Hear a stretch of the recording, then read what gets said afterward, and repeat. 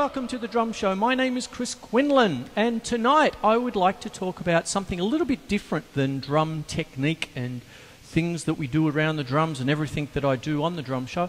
I'd like to talk about this business of music, okay? The cost of being in a band, okay? I'd like to actually talk about figures that I've come up with my trusty calculator. Based on my own experience, I've been gigging since... My first gig was in 1970 with the school band. And my first gig with the little rock band was in 1975.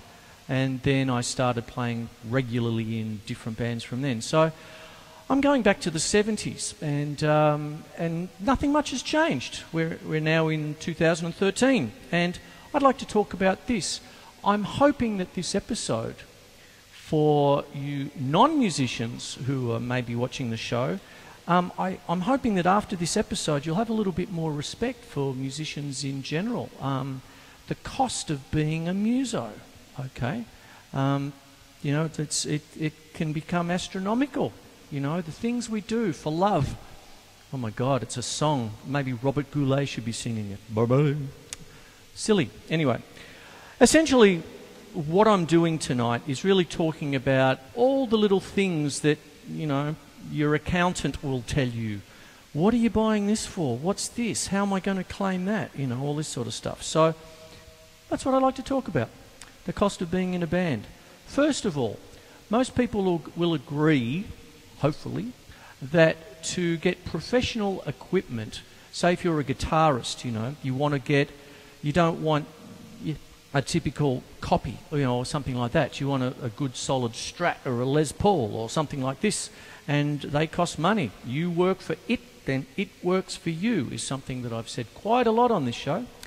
And one would hazard a guess that to get your basic gigging materials, you'd be up for about $4,000, okay? For a drum kit, with your cymbals, all that sort of business, a good solid, you know, kit that you aspire to would be around about $4,000, let's say, you know, like talking about, you know, your basic kit. Not this humongous thing.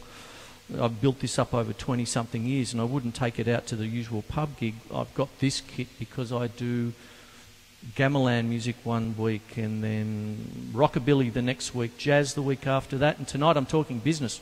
So there you go. But essentially, equipment. If you're a guitarist, okay, a good amp will cost you $2,000. A good guitar, or perhaps two guitars at $1,000 each if you need a second guitar, $1,000 each on special. $4,000 goes like that. And that's really your base level. Now, to get to gigging standard, at some point you'd probably want music lessons, okay? Now, the current rate in 2013 is around about $30-something per half an hour lesson for qualified teachers, you know, that have done the study, they've gone through college or whatever it is they do, or just pure experience, you know, that kind of thing. And, you know, $30 a lesson isn't bad. It's actually quite reasonable for the amount of work that you put in. If a student goes to lessons for 45 weeks a year, it comes up to $1,350 per annum. And let's say you do that for 3 years to get to basic gig standard. Well, then you'll be up for $4,000, or it comes up, if I do my trusty calculations, $4,050 over 3 years. Okay. Now, of course, we need to buy stuff. We need to buy CDs, and we need to buy our books, you know, that kind of thing. And let's just say we buy $20 worth of music a week, you know, go up to the local CD store, whatever it is, or you get online or whatever. $20 a week isn't that much. Really, it's one CD a week, you know, that kind of thing. And if it's on special, maybe two or something like that.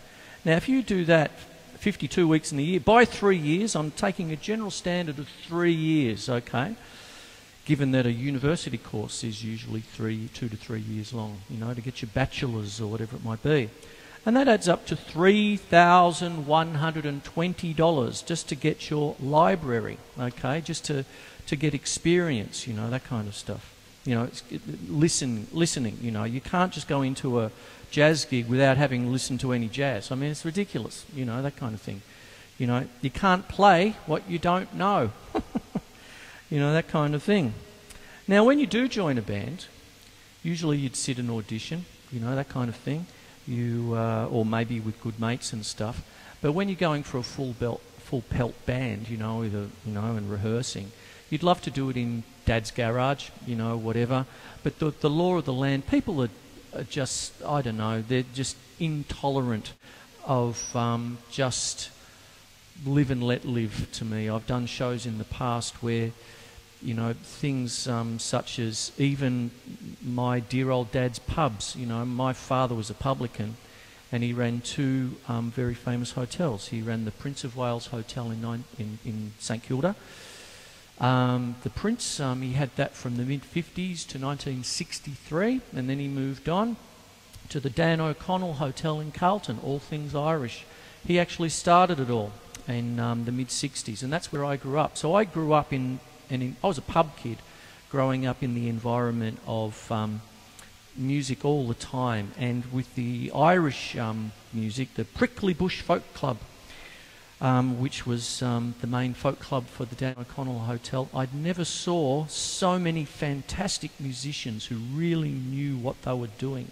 And I suppose that's rubbed off in the fact that my heritage is Irish.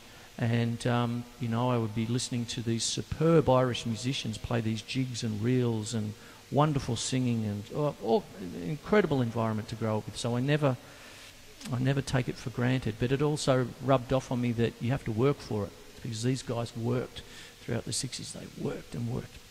And so what happens is that even these pubs are getting noise complaints against them. I mean, you've got two of the great institutions of Melbourne music, and for Melbourne Musos, that's why I named the show after this thing, Melbourne Musos, and now even they're not safe anymore. It's sort of sickening, really, in a kind of way.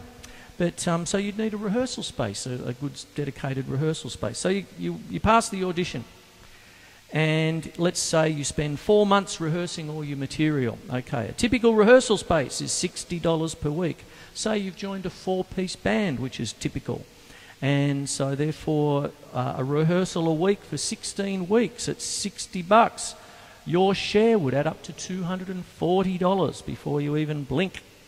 Equipment upkeep is the next thing. You break sticks, you break strings, this kind of thing. You have to, just the general upkeep of your equipment. Let's say it's $20 a week, okay? That's usually one pair of decent drumsticks, or it could be a part of one drum skin, given that just a snare drum skin is pretty close to $30 these days. So when you need to reskin your kit, you've got to save up for it, So $20 a week for 3 years, $3,120. Travel, $20 a week petrol. Is that fair to get to your rehearsal space and back?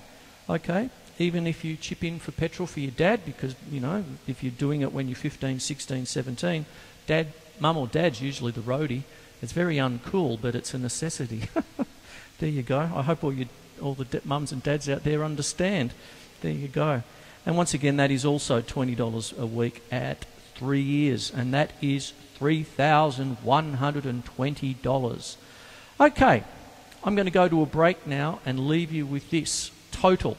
From beginner to entry-level gigs, just entry-level, before you've even played a note live, if you're, planning to be a professional musician, you've already outlaid a total of $17,650.